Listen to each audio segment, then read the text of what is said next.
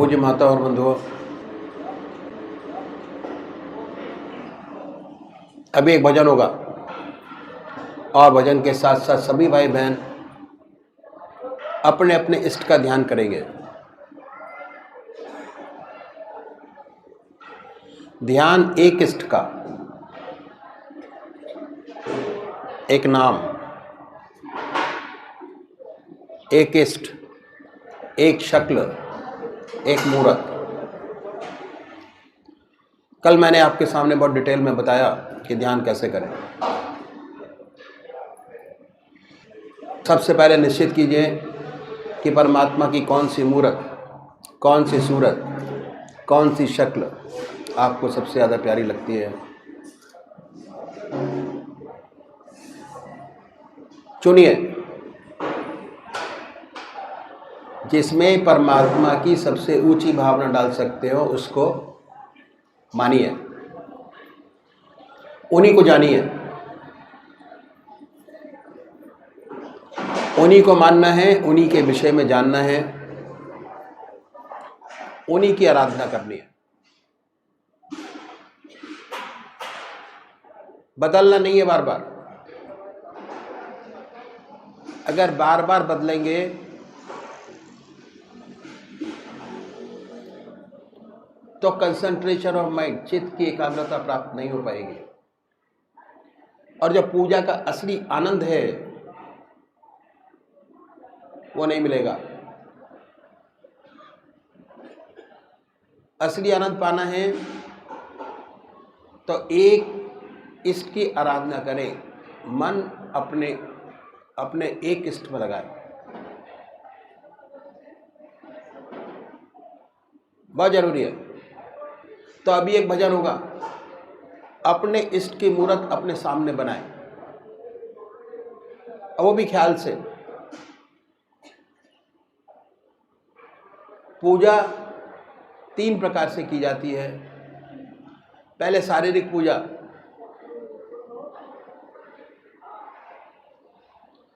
दूसरा मानसिक और तीसरा है आत्मिक। ध्यान की जो अवस्था है, आनंद योग, ध्यान योग, सहज योग,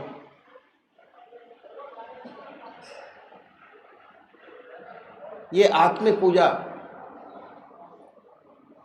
जैसे जैसे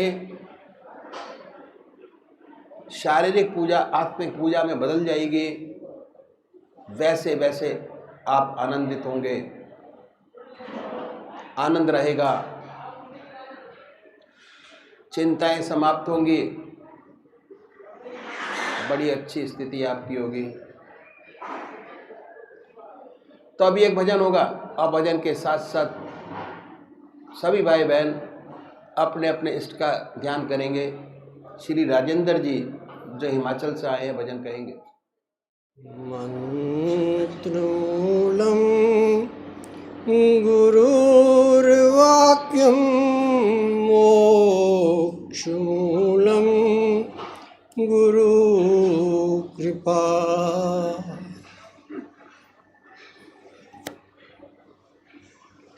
जिससे पी के सारी दुनिया तेरे दर पे झूमती है, तू बता मुझे ऐसा की वो शराब कौन सी है, जिसे पी के सारी दुनिया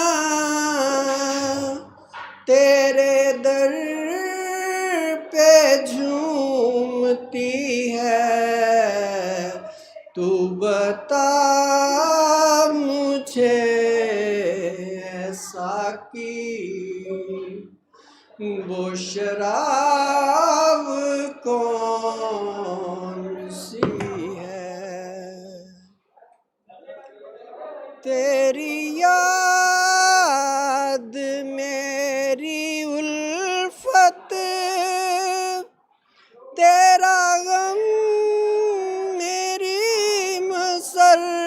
हकीकत तुझे कैसे भूल जाऊं, तू हबीबे जिंदगी है। तुझे कैसे भूल जाऊं, तू हबीबे जिंदगी है। जिसे पी के सारी दुनिया तेरे दर पे झूमती है, तू बता मुझे ऐसा की वो शराब कौन सी है। मेरी बेखुदी सलामत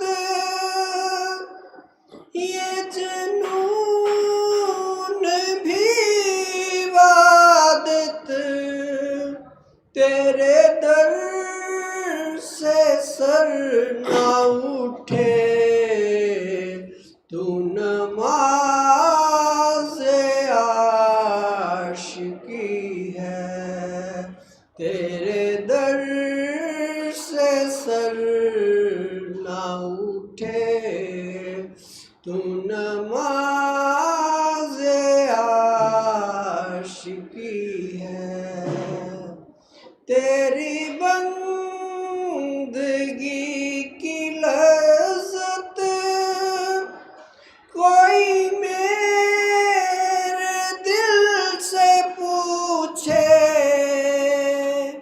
तुझे याद करके रोना यही मेरी जिंदगी है। तुझे याद करके रोना यही मेरी जिंदगी है। जिसे पी के सारी दुनिया तेरे दर पे झूमती है, तू बता मुझे ऐसा की वो शराब कौन सी है। तुम्हें एतवारे उल्फत जो न हो सका अभी तक, मैं समझ गया यकीनन अभी मुझ में कुछ कमी है। मैं समझ गया यकीनन मुझ में ही कुछ कमी है। जिसे पी के सारी दुनिया तेरे दर पे झूमती है, तू बता मुझे ऐसा की वो शराब कौन सी है। गमे मुस्तकिल अता कर या नवाज़िशे करम कर, जिस हाल में भी रखे तेरी बंदा परवरी है। जिस हाल में भी रखे तेरी बंदा परवरी है।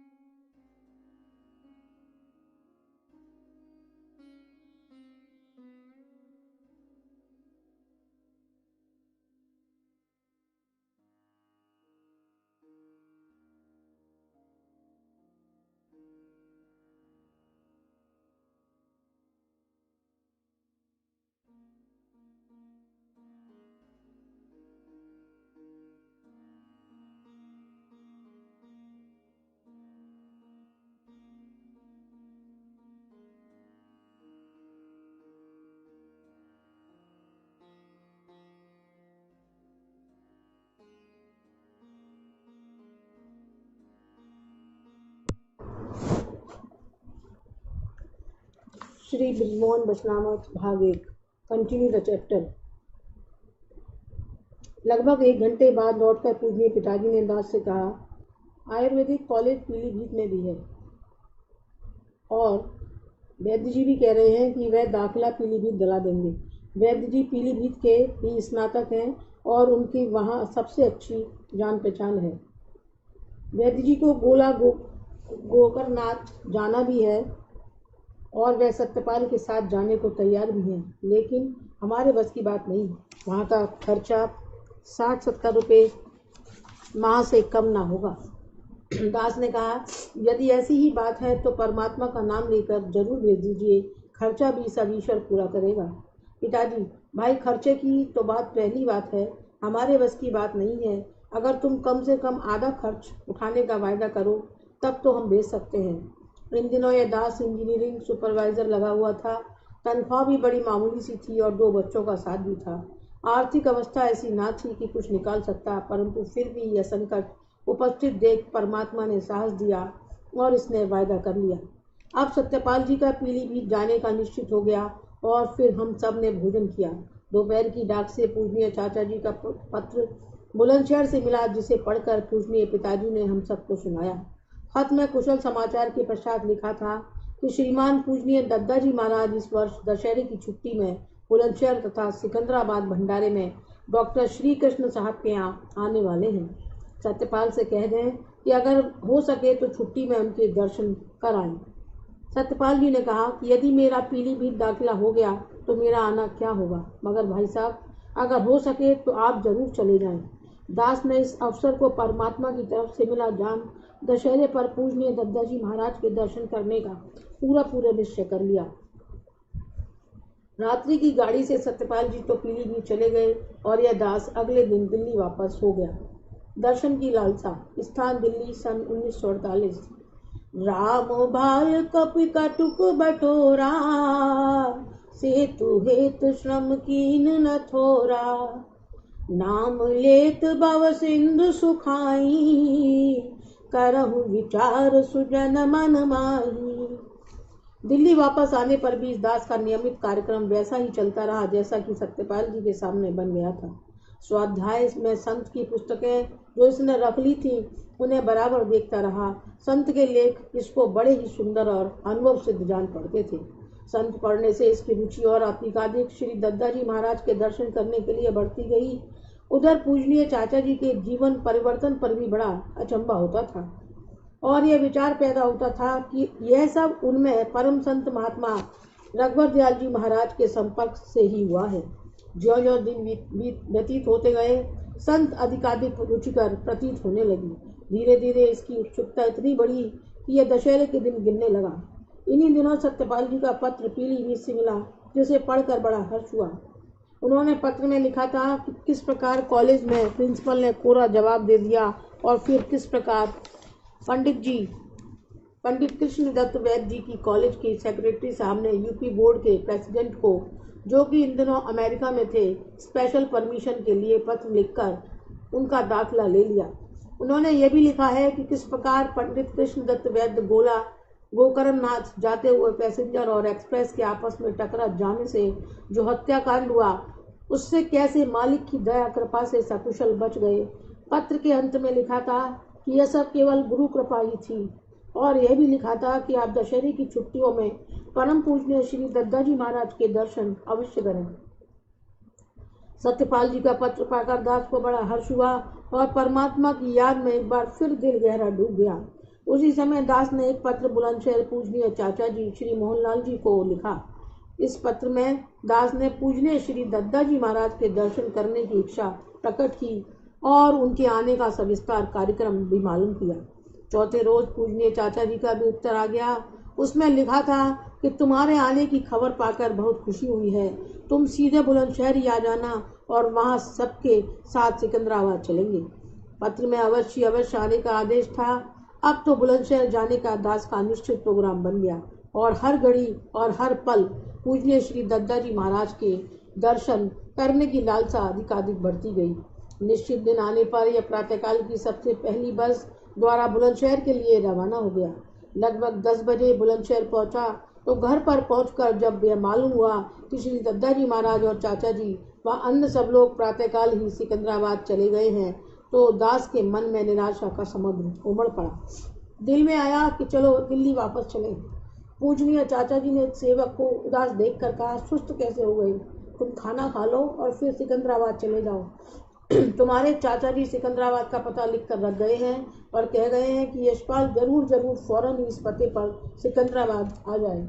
इसने भोजन किया और फिर सिकंदराबाद के लिए बस पर बैठकर रवाना हो गया। श्री बृजमोहन मचनामत परिच्छेद 14 स्वामी सेवक मिलन।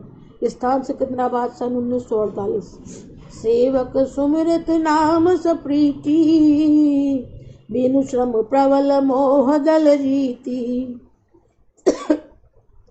फिरत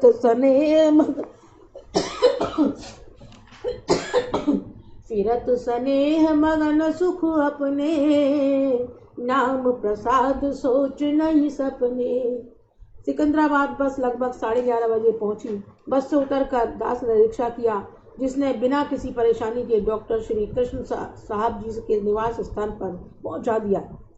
दास बड़े दरवाजे से दाखिल हुआ तो सीधे हाथ की ओर एक छोटा दरवाजा और था, जिसमें घुसने पर यह एक पक्के खुले सहन में पहुंचा। सामने ही बरामदे में अनेक जूते पड़े हुए थे, जिससे जान पड़ता था कि यहाँ कोई उत्सव हो रहा है, परंतु उत्सव जैसी चहल पहल, शोरगुल, लाउड स्पीकर या कीर्तन की आवाज़ वगैरह कुछ सुनाई नहीं देती थी। दास चुपचाप बरामदे में गया, जूते उतारे, बिस्तर बरामदे में ही रख दिया और फिर धीरे से सामने वाले कमरे में झांका। इसे अपने पूजनीय चाचा जी की तलाश थी। इसने सामने एक दाढ़ी वाले बुजुर्ग को बैठे देखा, जिनके चारों ओर कुछ आदमी शांतिपूर्वक बैठे कुछ सुन रहे थे। दास सीधा धीरे से पूजनीय चाचा जी के पास पहुंचा और उन्हें नमस्ते कर उन्हीं के पास बैठने लगा। आपने बड़े प्यार से कहा, तुम आ गए, बहुत अच्छा हुआ। जाओ दद्दा जी महाराज, उन बुजुर्ग की ओर इशारा करते हुए कि पैर छू लो। दास कुछ ठिठका। एक साथ बिजली की तरह इसके मस्तिष्क में ये विचार दौड़ा, आज तक तो पैर किसी के नहीं छुए, परंतु कोई बात नहीं, बुजुर्ग हैं, छू लो। यह सब क्षण में गुजरा और धीरे से जाकर नमस्ते कर दास ने श्री दद्दा जी महाराज के चरण छुए। चरण छूते ही आप दास की ओर मुखातिब होकर बोले, बेटा तुम आ गए, खुश रहो, तुम्हारा इंतजार था।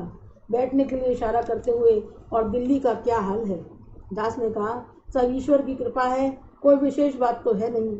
मैं तो पहले बुलंदशहर पहुंचा और अब बुलंदशहर से सीधा आ रहा हूँ। आपने कहा, अच्छा, आपको मकान मिलने में दिक्कत तो नहीं हुई? दास, जी नहीं, रिक्शा वाला घर जानता था, यहीं पर छोड़ गया। श्री दद्दा जी महाराज चुप हो कुछ विचार मग्न हो गए हैं। इस अवसर पर दास की आंखें उनके पवित्र व तेजस्वी मुखमंडल को निहारने लगी। कितना तेज है, लावण्यता है, आंखों में विशेष प्रकाश। यही भाव इसके दिल में दौड़ने प्रारंभ हुए कि पूजनीय दद्दा जी महाराज दास की ओर फिर मुखातिब हुए, और जो ही आपने दास की ओर देखा, इसकी आंखें नीची हो गईं और ये बड़े गौर से सुनने लगा। आपने फरमाया, बेटा अधिक चक्कर में नहीं पड़ना चाहिए, सबसे सरल तरीका है उसके नाम को पकड़ लो, उसका नाम दिल से लो। खाली किताबें पढ़ने से कुछ काम न बनेगा, चक्कर और भ्रम में पड़ जाओगे। राम नाम लिए जाओ, जैसा वह है सामने अनुभव में आता जाएगा। दास ने गर्दन हिलाकर धीरे से कहा, जी हाँ, बिल्कुल ठीक है। इसके चेहरे पर मुस्कुराहट आ गई, बड़ी खुशी हुई। इन्होंने तो दास के दिल की बात पकड़ ली। दास को श्री रामचरितमानस में श्री राम वंदना और नाम महिमा बड़ी सार गर्भित जान पड़ती थी। यह भी इस थोड़े किस्से समय के रामचरितमानस के स्वाध्याय से इसी निष्कर्ष पर पहुंचा था कि असल चीज तो उसका नाम है, परंतु उसका नाम दिल से लिया कैसे जाए? जब बैठो विचारों से मन दूषित रहता है, उसका सच्चा नाम लिया कब जाता है? दास तो प्रयत्न करके थक गया, परंतु मन विचारों को छोड़ता ही नहीं। सच्चा नाम कहाँ है? दास इसी सोच विचार में ही था कि आपने बड़े ही मधुर कंठ से निम्नलिखित भजन गाना आरंभ किया। राम नाम रस पीजे मनुआ, राम नाम रस पीजे, तज कुसंग सतसंग बैठ नित, हरि चर्चा सुन लीजे। काम क्रोध मद लोभ मोह को, कहा चित्त सो दीजे, राम नाम रस पीजे। मीरा के प्रभु गिरधर नागर, मीरा के प्रभु गिरधर नागर, ताहि के रंग में भीजे, राम नाम रस पीजे। कैसी मधुर प्रिय तथा बारीक आवाज। दास का दिल और दिमाग भजन में महव हो गए। आंखें मीच कर बड़े प्रेम से दास भजन सुनता रहा। एक अजीब आकर्षण दास के हृदय में इस बुजुर्ग हस्ती की ओर हो रहा था। जब भजन समाप्त हुआ तो आपने दास की ओर एक बार फिर देखा और फिर दूसरे भाइयों की ओर जो वहां पर बैठे हुए थे मुखातिब हो गए। यह दास बड़ी एकाग्रता से उनकी बातचीत भी सुनता रहा और छुप छुप कर उस दिव्य मूर्ति की शक्ल भी देखता रहा। बदन सुडौल, चेहरा भरा हुआ, कान बड़े बड़े, मस्तक विशाल, चेहरे पर लाली, आंखों में विशेष मादकता व प्रकाश, पलक अधखुले से पुतलियों में स्थिरता, तेजों में मुखमंडल, आवाज मधुर व बातचीत का ढंग सरल व सुंदर। बड़े ही सदाचारी व शीलवान पुरुष मालूम होते हैं। जब जब ये महापुरुष दास की ओर मुखातिब होते या देखते तब तब इसकी निगाह नीची हो जाती और जब दूसरी ओर मुखातिब रहते तो दास छिप छिप कर उनके तेजों में मुखमंडल को प्रेम भरी दृष्टि से देखता रहता और साथ साथ उनकी बातचीत भी एकाग्र होकर सुनता रहा। बातचीत का ढंग सरल व सुंदर, उसमें बनावट का नाम व निशान भी नहीं। बातचीत में विद्वता की लेश मात्र भी छाप नहीं। सबसे उनके साधारण जीवन के संबंध में बातचीत, कुशल क्षेम के साधारण प्रश्न, परंतु हर बात बड़ी से बड़ी व साधारण से साधारण आध्यात्मिक पहलू लिए होती थी, जिससे यह एहसास बराबर रहता था कि उस मालिक के कुल परमात्मा की याद बराबर चल रही है। इसी बीच में आपने बड़ी ही सुरीली आवाज व मधुर कंठ से निम्नलिखित भजन गाया। साधो सहज समाध भली, गुरु प्रताप जिन से जागी, दिन दिन अधिक चली, जह जह डोलो सो परिक्रमा, जो कछु करऊं सो सेवा, जब सोऊं तब करऊं दंडवत, पूजऊं और न देवा, कहो सो नाम सुनो सो सुमरन, खाऊं पियो सो पूजा, गिरह उजाड़ एक समलेखो, भाव मिटाऊं दूजा, आँख न मूंदऊं कान न रूंदऊं, तनिक कष्ट नहीं धारो, खुले नैन पहचानो हंस हंस,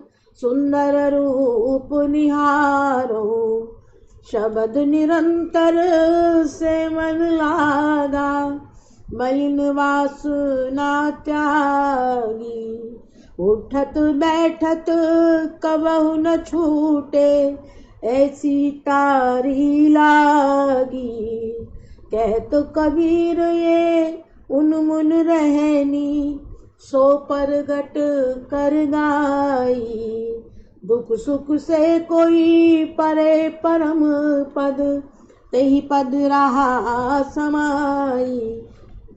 भजन में अजीब आकर्षण था कि स्वर हृदय पटल पर उतरते से मालूम होते थे। आंखें स्वतः ही झपकती सी थी और जब जब खुलती थी तो उस तेजों में विशाल चेहरे को छुप छुप कर निहारती रहती थी। इसी समय किसी भाई ने कहा, 2 बज गए हैं, सब भाई कुछ देर आराम कर लें। सब लोग अपने अपने कमरों में जहाँ पर वे ठहरे हुए थे चले गए। इसी कमरे में परम पूजनीय श्री दद्दाजी महाराज के लिए भी पलंग डालकर बिस्तरा कर दिया गया। दास के पूजनीय चाचा जी भी इसी कमरे में एक और लेट गए। यह दास भी आपके पास आकर लेटने लगा तो आपने फरमाया, इस तरह लेटना कि सर श्री दद्दाजी महाराज की ओर रहे, पैर नहीं। किसी बुजुर्ग की ओर पैर करके कभी नहीं सोना चाहिए। दास ने देखा सभी भाई अपने सर श्री दद्दाजी परम पूज्य श्री दद्दाजी महाराज की चारपाई की ओर करके लेटे हैं और सभी ने अपने अपने पैर उधर होने से बड़ी सतर्कता से बचाए हुए हैं। यह दास भी आज्ञा अनुसार अपने पूजनीय चाचा जी के पास लेट गया। थोड़ी देर में सब लोग सो गए। कई भाई तो खर्राटे लेने लगे, परंतु दास को काफी समय तक नींद नहीं पड़ी। यह तो बराबर छुप छुप कर श्री परम पूजनीय दद्दाजी महाराज को ही देखता रहा। आप आंखें अवश्य नीचे थे पर सो नहीं रहे थे, बराबर जागे थे और शरीर को सुस्ताने के लिए कभी कभी करवट बदल लेते थे, मानो शरीर की थकान दूर करने का प्रयत्न कर रहे थे। यही सब देखते देखते दास को यह भी पता ना चला कि कब इसकी भी आंख लग गई। संतों से परिचय, समय सायंकाल 4 बजे। ब्रह्म नाम ते नाम बड़ बरदायक बरदान, रामचरित सतकोटि में लिए महेश जी जान। लगभग 4 बजे सायंकाल दास की नींद खुली तो कमरे में चहल पहल मालूम हुई। देखा सब सत्संगी भाई अपने बिस्तर वगैरह ठीक करके एक और लगा रहे हैं। कुछ लोग शौच आदि से निवृत्त होने गए हैं, कुछ हाथ धो रहे थे और कुल्ला इत्यादि कर रहे थे। दास उठा और इसने भी अपना व पूजनीय चाचा जी का बिस्तर उठाकर एक और सावधानी से लगा दिया। परम पूजनीय दद्दा जी महाराज ने भी पलंग कमरे से बाहर निकलवा दिया तथा अब आप भी कमरे में लगे कालीन पर विराजमान हैं। यह दास भी खिसक कर धीरे धीरे आपके बिल्कुल समीप पहुंच गया है ताकि आपके वार्तालाप का पूरा लाभ उठा सके। इतने में ही चाय व नाश्ता आया। सबसे पहले परम पूजनीय दद्दा जी महाराज को पेश किया गया। उसके बाद सब भाइयों को मिला। सभी ने एक साथ मिलकर चाय पी और साथ में कुछ न कुछ वार्तालाप भी चलता रहा। इसके पश्चात बाहर खुले आंगन में दरी वगैरह बिछने लगी, जिससे मालूम होता था कि सायंकाल के प्रोग्राम की तैयारी हो रही है। यह दास भी पूजनीय चाचा जी के साथ बाहर आया तो इसने पूछा, डॉक्टर श्री कृष्ण साहब कौन से हैं? पूजनीय चाचा जी, तुम्हें मालूम नहीं? आओ हम बताएं। तथा दास को उनके पास ले जाकर नमस्कार करने का इशारा करते हुए बोले, आप ही डॉक्टर साहब हैं। यह मेरा भतीजा है, आजकल दिल्ली में है। पूजनीय डॉक्टर साहब ने आशीर्वाद दिया, खुश रहो, और फिर अपने इंतजाम में लग गए। पूजनीय चाचा जी, डॉक्टर साहब यही सिकंदराबाद में भी सत्संग कराते हैं। भंडारा आप ही करा रहे हैं। एक दूसरे डॉक्टर साहब एटा से आए हुए हैं, उनके भी काफी शिष्य हैं, आओ उनके भी दर्शन करा दें। दास ने कहा, अवश्य। पूजनीय चाचा जी दास को बराबर वाले कमरे में ले गए। वहां पर दास ने एक खशखशी दाढ़ी वाले बुजुर्ग को कुछ भाइयों के बीच में बैठे देखा। रंग गोरा, चेहरे पे लाली, अच्छा व्यक्तित्व मालूम होता था। चाचा जी को देखकर आपने कहा, आइए पेशकार साहब। चाचा जी ने कहा, यह मेरा भतीजा है, इसे आपके दर्शन कराने लाया हूँ। दास ने आदरपूर्वक नमस्कार किया और आपने शुभ आशीर्वाद दिया कि खुश रहो, और पूछा कहाँ पर हो। दास ने उत्तर दिया, आजकल मैं दिल्ली में हूँ। आपने फरमाया, हम अब बाहर ही आ रहे हैं, सायंकाल का प्रोग्राम प्रारंभ होने वाला है। दास ने कहा, बहुत अच्छा साहब, और यह चाचा जी के साथ बाहर निकल गया। श्री बृजमोहन वचनामृत परिच्छेद 15। बाबा हरिदास घृणा से निवृत्ति। स्थान सिकंदराबाद। समय सायंकाल 5 बजे। अपितु अजामिल गज गन काऊ, बाए मुकत हरि नाम प्रभाऊ। कयऊ कहाँ लगी नाम बढ़ाई, राम न सकही नाम गुण गाई। धीरे धीरे सभी भाई बाहर आंगन में बिछे फर्श पर आकर चुपचाप बैठने लगे। सामने की ओर एक बड़ा तकिया लगा दिया गया तथा एक चौकी पर कुछ पुस्तकें रख दी गई। समय होने पर श्रीमान परम पूजनीय दद्दा जी महाराज, डॉक्टर चतुर्भुज साहेब, डॉक्टर श्री कृष्ण साहेब जी तथा मुंशी मदन मोहन लाल जी भी पधारे। तकिए की बाईं ओर श्रीमान परम पूजनीय दद्दा जी महाराज विराजे तथा दाहिनी ओर पूजनीय डॉक्टर चतुर्भुज साहेब जी, डॉक्टर श्री कृष्ण जी व मुंशी मदन मोहन जी विराजमान हुए। उधर सारे ही सत्संगी भाई आकर चुपचाप जमा हो गए। सबने आंखें मीच ली और बिल्कुल मौन हो बैठ गए। दास जिधर देखता सब आंखें बंद किए नजर आते। परम पूज्य दद्दा जी महाराज तथा डॉक्टर चतुर्भुज साहेब जी, डॉक्टर श्री कृष्ण साहेब जी व अन्य सभी भाई आंखें नीचे कुछ करने लगे। दास असमंजस में था। किसी ने कहा सुना कुछ नहीं, और आंखें मीच कर यह क्या होने लगा, यह सब क्या ध्यान कर रहे हैं। इन्होंने यह तो बताया ही नहीं कि ध्यान कैसे करना चाहिए। अब मैं क्या करूं। थोड़ी देर इसी उधेड़-बुन में रहा और फिर ख्याल आया, परम पूजनीय दद्दा जी महाराज ने फरमाया था, उसका नाम पकड़ लो, वह जैसा है सामने आता जाएगा। यह विचार कर दास ने भी आंखें मीच ली और चुपचाप राम नाम करने लगा। यह भी इसकी कोशिश रही कि राम नाम के अतिरिक्त कोई और विचार मन में न आए। लगभग 8 या 10 मिनट तक इस प्रयत्न में लगा रहा कि इसकी टांगों में दर्द होना आरंभ हुआ। दास ने कोशिश की कि मन इस दर्द की ओर ना जाए और राम नाम का उच्चारण बराबर बना रहे, परंतु दर्द अधिकाधिक बढ़ता ही गया। थोड़ी देर बाद दर्द की इतनी तीव्रता बढ़ी कि बर्दाश्त के बाहर हो गई। अब ध्यान छोड़कर अपनी टांगें इधर उधर करने लगा। बार बार आसन बदलता, हाथों से टांगें दबाता। इसे ऐसा मालूम हो रहा था कि मानो टांगों से प्राण ऊपर की ओर खिंच रहे हों। इसी परेशानी में यह भी सोचता रहा कि यह प्रोग्राम न मालूम कब समाप्त होगा। जब तक ये प्रोग्राम चलता रहा, दास को बड़ी परेशानी रही। साथ साथ ये भी सोचता कि दूसरे सब कैसे आराम से बैठे ध्यान कर रहे हैं। यही बदकिस्मत है जो ध्यान करने की बात तो अलग, एक आसन से बैठ भी नहीं सकता। कोई कोई तो आराम से खर्राटे ले रहे हैं। उन्हें अपने शरीर का सुध-बुध भी नहीं है और यह एक अभागा है जो टांगे इधर-उधर पीट रहा है। अपनी कमजोरी दिल में खटकने लगी और यह कुछ खुलासा सा हो गया। इतने में ही परम पूज्य दद्दाजी महाराज ने तथा अन्य सब बुजुर्गान ने, जो तकिए के समीप बैठे हुए थे, आंखें खोली। धीरे धीरे सभी भाई सचेत होने लगे और ऐसा मालूम हुआ कि चुप एक आसन में बैठने का यह प्रोग्राम समाप्त हो गया। अब इसकी जान में जान आई। दास अपनी कमजोरी और बेबसी पर बड़ा शर्मिंदा था और इसने बड़े ही दीन भाव से परम पूज्य दद्दाजी महाराज की ओर ललचाई हुई आंखों से देखा और फिर नीची गर्दन कर बैठा रहा। इसके पश्चात पूज्य डॉक्टर चतुर्भुज साहेब जी महाराज ने फरमाया, आज प्रातःकाल आप भाइयों के सामने अभ्यास के साधनों पर काफी प्रकाश डाला जा चुका है। इस समय तो मुझे एक कहानी याद आ रही है जो आपके समक्ष रखूंगा। इसे आप कहानी न समझें, यह वाकया है जो कुछ समय पहले गुजरा। कलकत्ता के एक प्रसिद्ध सेठ सायकाल के समय अपनी चारपाई पर लेटे हुए हैं। दिन भर के थके मांदे हैं, परंतु किसी सोच में डूबे हैं। घर में धन है, स्त्री है और बच्चे भी हैं। सबसे बड़ा लड़का अच्छा लायक है और उसने व्यापार का कामकाज भी भली प्रकार संभाल लिया है। आपका घर हुगली नदी के किनारे है। सेठ जी मौन हो लेटे लेटे ही विचार सागर में डूबे हैं कि इतने में एक नाव वाले ने आवाज दी, 2 पैसे में पार हो जाओ। सेठ जी ने यह आवाज कई बार सुनी और सोचते रहे। फिर एक साथ उठे, कपड़े पहने, कुछ रुपए साथ लिए, जेब में डाले, किनारे पर पहुंचे, 2 पैसे देकर पार हो गए। पार जाकर हावड़ा स्टेशन पहुंचे, गाड़ी में बैठ चल दिए और फिर कभी वापस कलकत्ता न आए। ओम।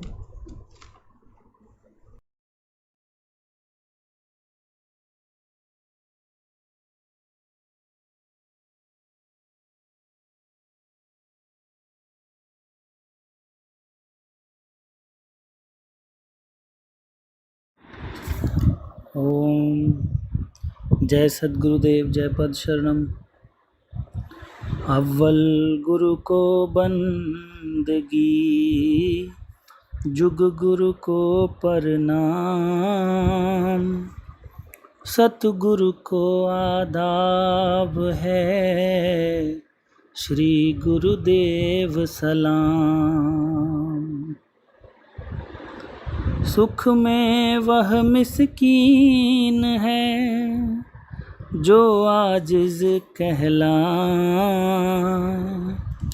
नानक जो मगरूर हैं, मान में वो गल जाए।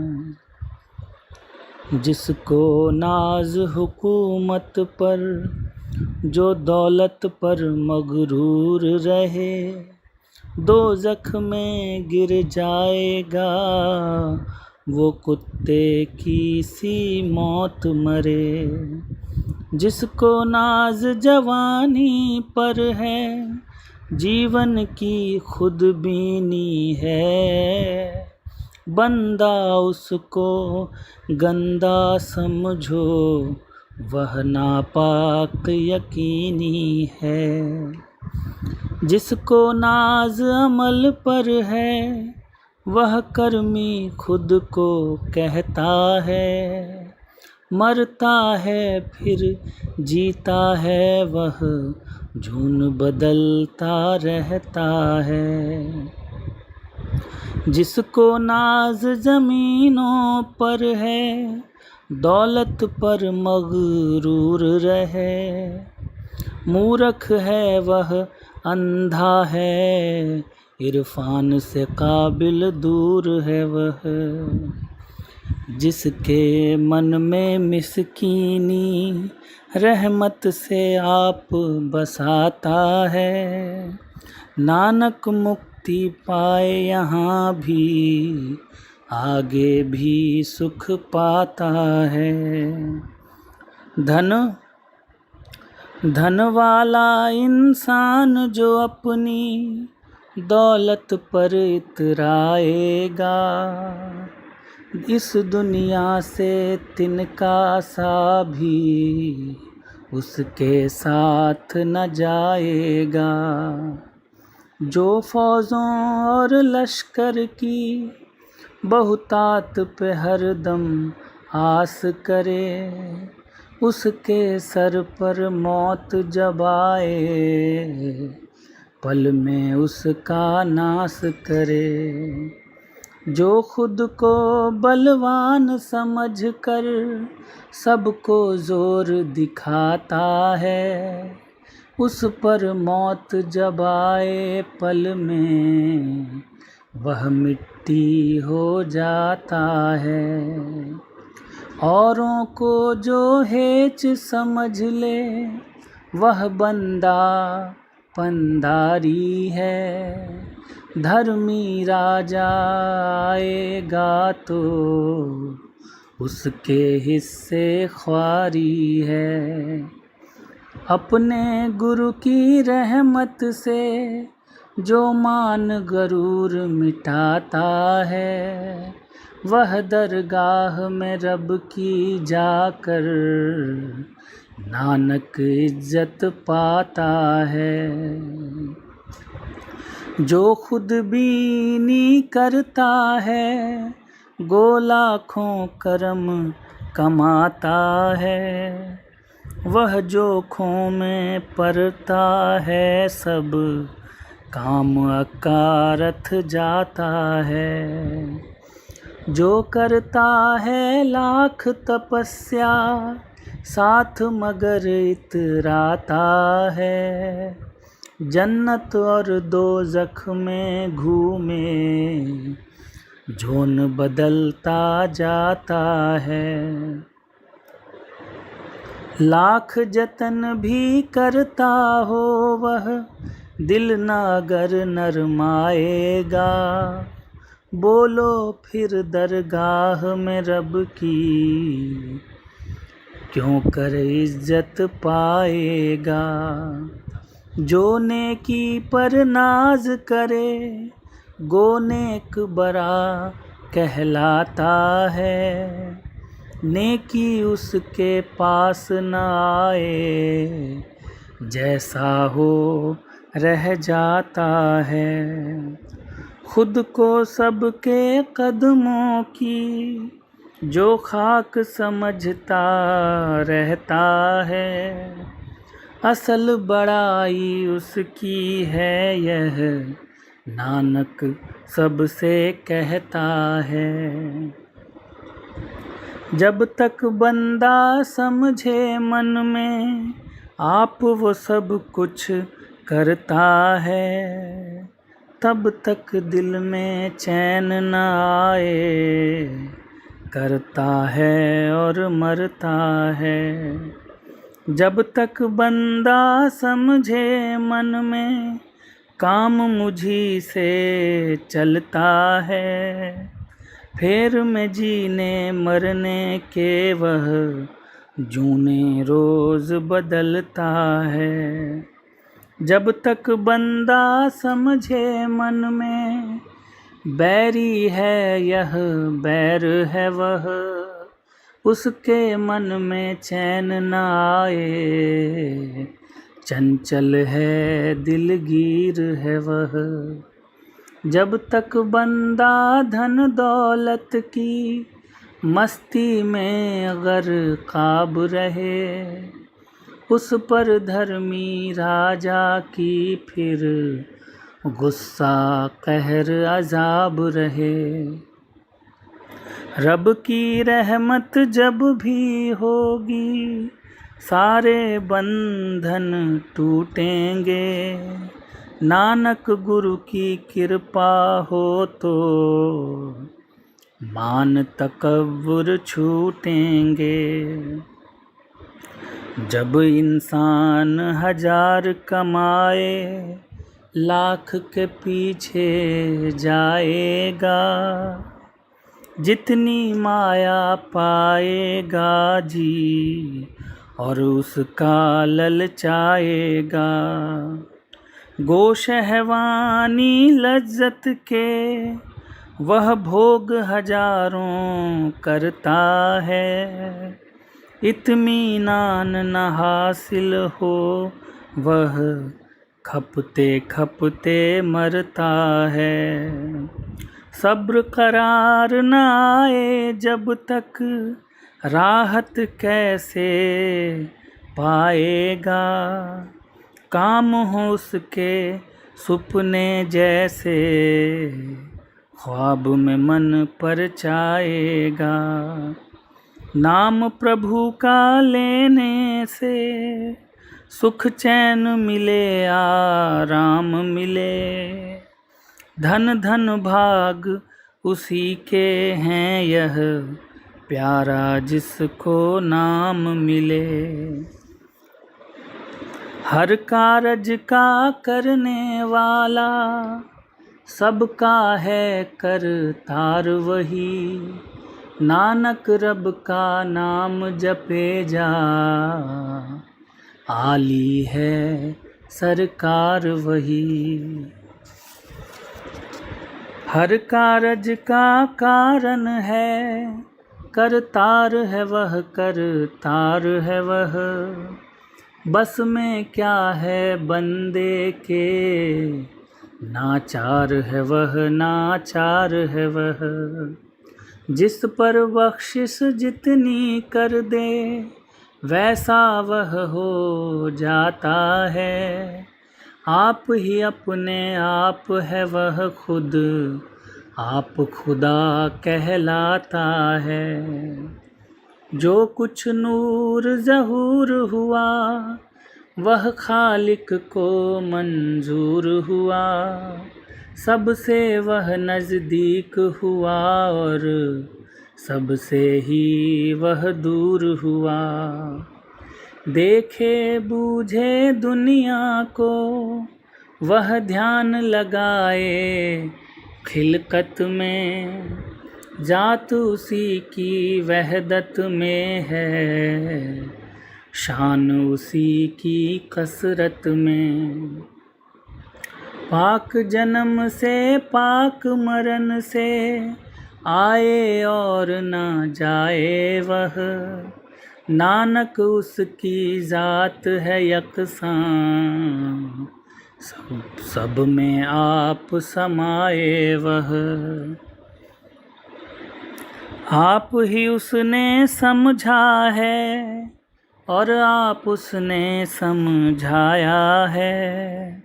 सबके अंदर आप रचा है सब में आप समाया है।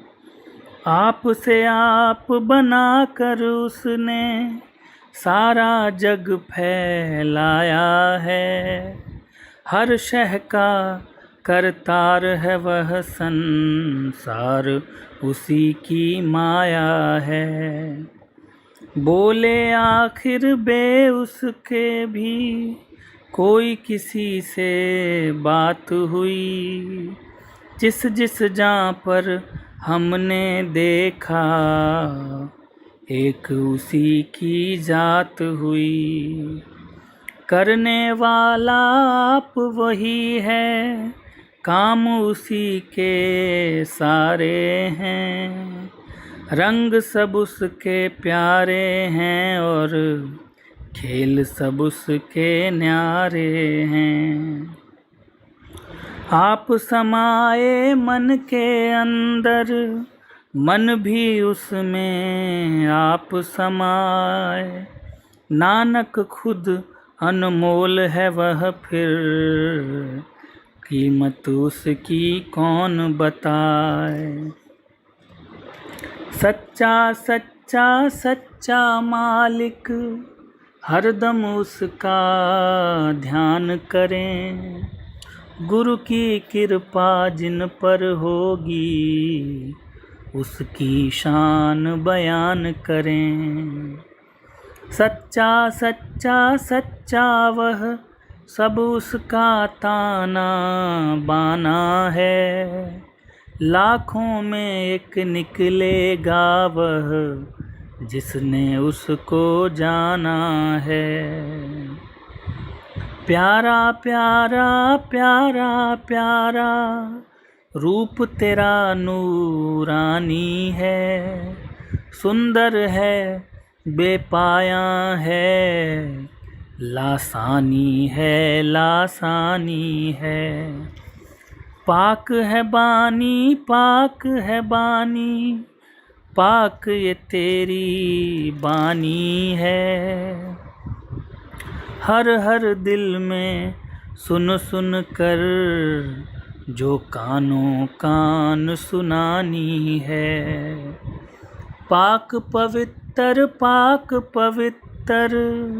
पाक वही हो जाता है। नाम जपे जो मन से नानक, रब से प्रीत लगाता है। नाम जपे जो मन से नानक,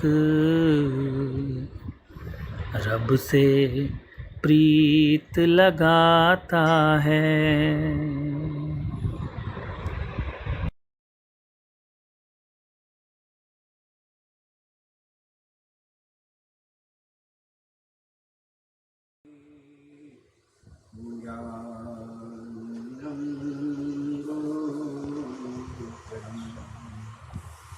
मन्त्रोऽयं गुरुवाक्यं मोक्षं गुरुकृपा। गुरुर्ब्रह्मा गुरुर्विष्णु गुरुर्देवो महेश्वरः। साक्षात् परब्रह्म तस्मै श्री गुरुवे नमः।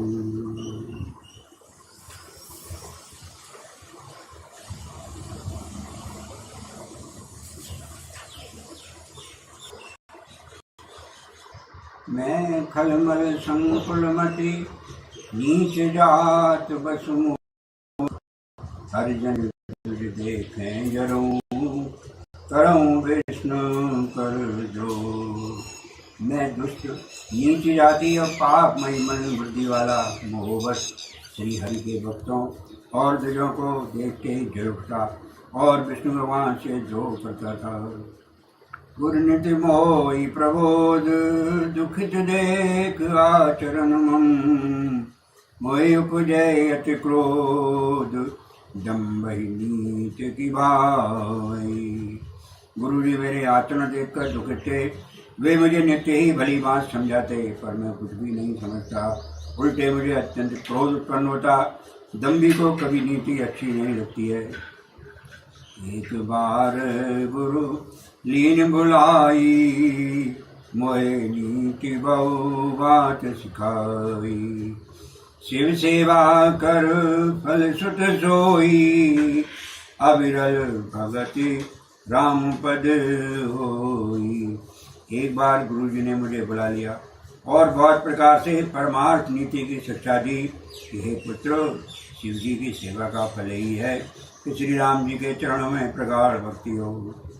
राम ही भजई तात शिव दाता, नर पावर के टिटवाता। जासु चरण अज शिव अनुरागी, तासु द्रोह सुख चैत अभागी। देता शिव जी और ब्रह्मा जी भी श्री राम जी को भजते हैं, फिर नीच मनुष्य की तो बात ही कितनी है।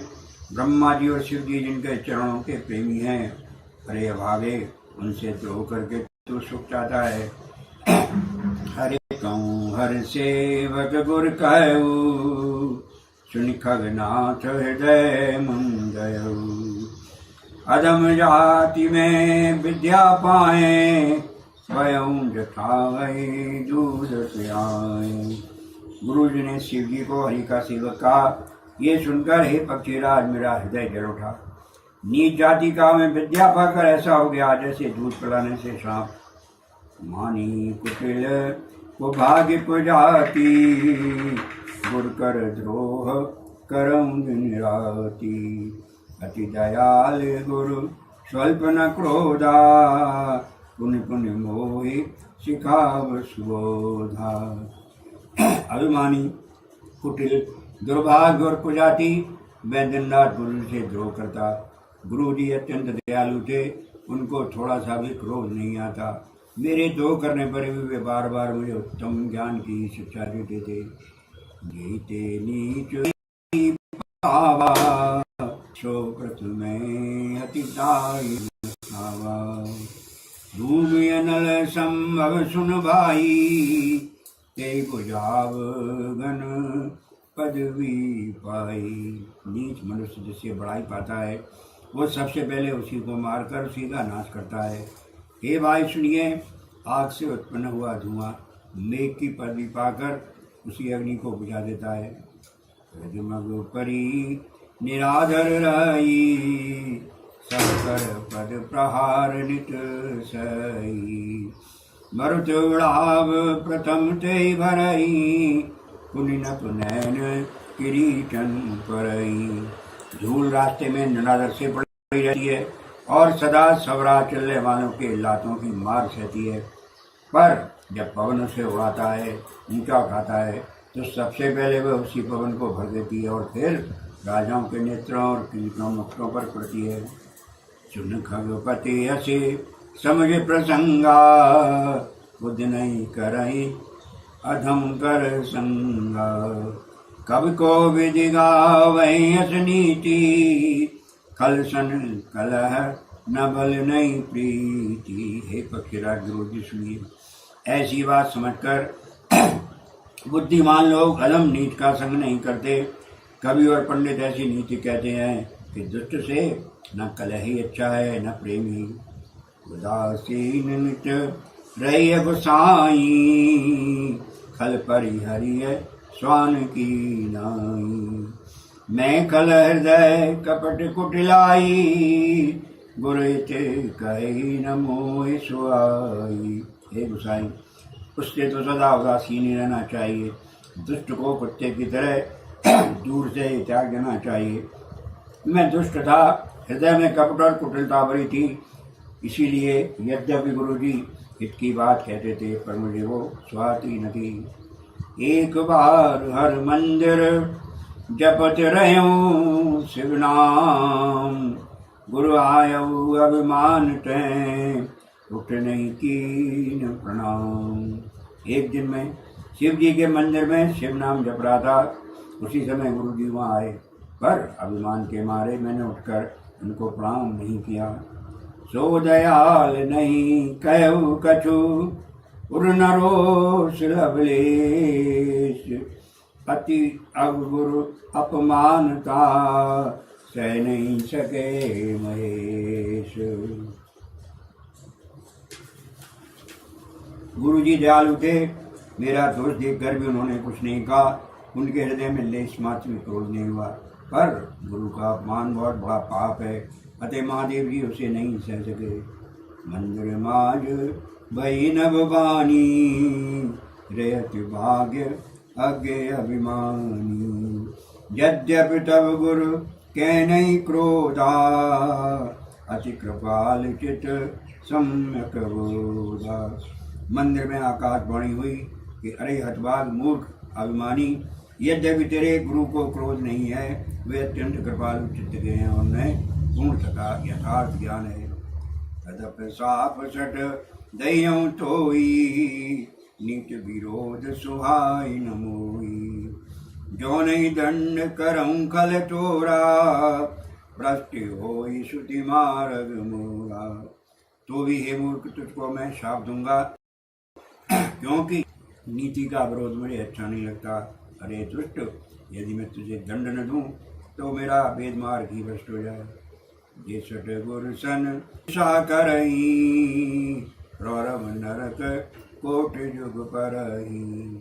त्रिजगे जो निपुण धरय शरीरा तो जन्मावई पीरा। जो मूर्ख गुरु से इच्छा करते हैं वे करोड़ों युगों तक नौरव नरक में पड़े रहते हैं। फिर वहाँ से निकलकर वे त्रियक पशु पक्षी आदि योनियों में शरीर धारण करते हैं और 10,000 जन्मों तक दुख पाते रहते हैं। बैठ रहे सज गरीब पापी, सर्प हो ही खलमल मत व्यापी। महाबिटप को टरम जाई, रव अधमादम अधिगति पाई। अरे पापी, तू गुरु के सामने अजगर की भांति बैठा रहा। रे दुष्ट, तेरी बुद्धि पाप से ढक गई है, अतः तू सर्प हो जा। और अरे अधम से भी अधम, इस अधोगति सर्प की नीची योनि को पाकर किसी बड़े भारी पेड़ के खोखले में जाकर रहे। हाहाकार कीन गुरु दारुण सुन शिव साप, कंपित मोहि मिलो की अति रूप जा परताप। शिव जी का भयानक साप सुनकर गुरु जी ने हाहाकार किया। मुझे कांपता हुआ देखकर उनके हृदय में बड़ा संताप उत्पन्न हुआ। कर दंडवत सप्रेम दुज, शिव सम्मुख कर जोर। विनय करत गद गद स्वर, समुझ घोर गति मोर। प्रेम सहित दंडवत करके वे ब्राह्मण श्री शिव जी के सामने हाथ जोड़कर मेरी भयंकर गति दंड का विचार कर गणों से विनती करने लगे। नमामि शमीशान निर्वाण रूपम, विभुम व्यापकम ब्रह्म वेद स्वरूपम। निजम निर्गुणम निर्विकल्पम निरीहम, चिदाकाशमाकाशवासम भजेहम। हे मोक्ष स्वरूप, विभु व्यापक ब्रह्म और वेद स्वरूप, ईशान दिशा के ईश्वर तथा सबके स्वामी श्री शिव जी, मैं आपको नमस्कार करता हूँ। जिस स्वरूप में स्थित अर्थात माया आदि रहित, मायिक गुणों से रहित, भेद रहित, इच्छा रहित, चेतन आकाश रूप एवं आकाश को भी वस्तु रूप में धारण करने वाले दिगंबर अथवा आकाश को भी आच्छादित करने वाले आपको मैं बसता हूँ। निराकार लोकार मूलम तुरीयम, गिरा ज्ञान गौतीतमीशम गिरीशम। करालम महाकाल कालम कृपालम, गुणागार संसार पारम नतोहम। निराकार ओंकार के मूल, तुरीय तीनों गुणों से अतीत, वाणी ज्ञान और इंद्रियों से परे, कैलाशपति, विकराल, महाकाल के भी काल, कृपालु, गुणों के धाम, संसार से परे आप परमेश्वर को नमस्कार करता हूँ। तुषाराद्रिशंकाश गौरम गभीरम, मनोभूति कोटि प्रवासी शरीरम। स्मृमौलिकल्लोलनी चारु गंगा, रसद्वालु बालेन्दु कंठे भुजंगा।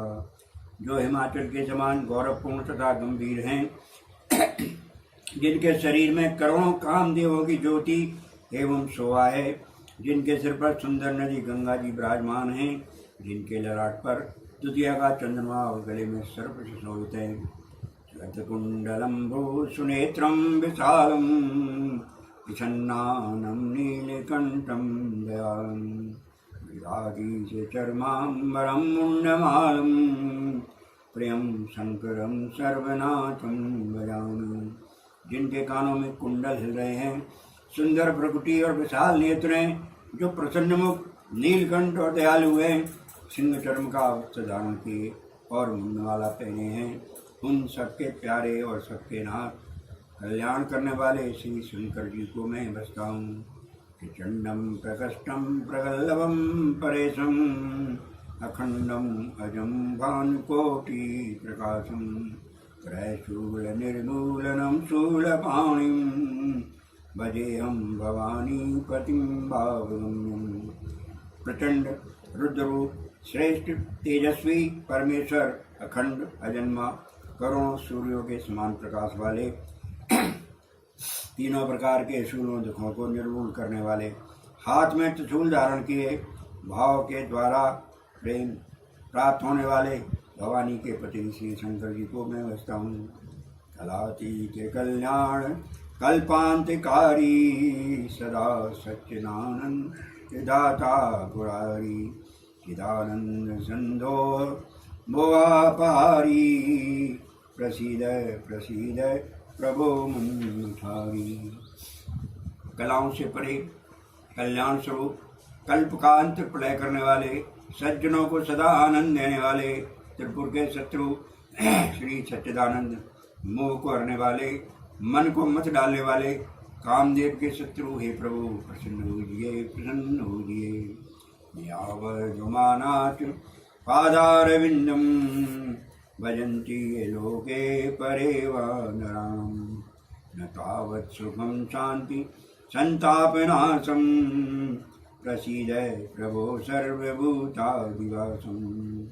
जब तक पार्वती के पति आपके चरण कमलों को मनुष्य नहीं बसते तब तक उन्हें ना तो इहलोक और परलोक में सुख शांति मिलती है और न उनके तापों का नाश होता है। अतः हे समस्त जीवों के अंदर हृदय में निवास करने वाले प्रभु प्रसन्न होजिए। न जानामि योगम जपम नेम पूजाम न तोहम सदा सर्वदा सम्मतुभ्यम जराधन दुःख ताताप्यमानम प्रभो पायापन्नमामि शंभो। मैं न तो योग जानता हूँ न जप और न पूजा ही। हे शंभो मैं तो सदा सर्वदा आपको ही नमस्कार करता हूँ। हे प्रभु बुढ़ापा तथा जन्म मृत्यु के दुख समूह से जलते हुए मुझ दुखी की दुख से रक्षा कीजिए। हे ईश्वर हे शंभु मैं आपको नमस्कार करता हूँ। शुद्धाष्टकमिदं प्रोक्तं विप्रेण हरतोषये ये पठन्ति निराभक्त्या तेषां सम्मुखसीदति। जी भगवान रुद्र की स्तुति का यह अष्टक उन शंकर जी की तुष्टि प्रसन्नता के लिए ब्राह्मण द्वारा कहा गया जो मनुष्य से भक्ति पूर्वक पढ़ते हैं उन पर भगवान शंभु प्रसन्न होते हैं। सुन विनती सर्वज्ञ शिव देख विप्र अनुराग उन मंदिर नवबानी भई दुर्वर्मा। सर्वज्ञ शिव जी ने विनती सुनी और ब्राह्मण का प्रेम देखा तब मंदिर में आकाशवाणी हुई। हे दुष्येत वर्मा जो प्रसन्न प्रभु मोह पर नाथ दीन परनेव निज पद भगति दे प्रभु तुम दूसर वर देव। एक और इसके बाद हे प्रभु यदि आप मुझ पर प्रसन्न हैं और हे नाथ यदि इस दीन पर आपका स्नेह है तो पहले अपने चरणों की भक्ति देकर फिर दूसरा वर दीजिए। तब माया बस जीव जड़ संतत फिरई बुलान तई पर क्रोध न करिए प्रभु कृपा सिंधु भगवान। हे प्रभु ये अज्ञानी जीव आपकी माया के बस होकर निरंतर भूला फिरता है। हे कृपा के समुद्र भगवान उस पर क्रोध न कीजिए। शंकर दीन दयाल अब यही पर हो कृपाल शाप अनुग्रह हो जय नाथ ठोरे कालो सत्य प्रेम की जय।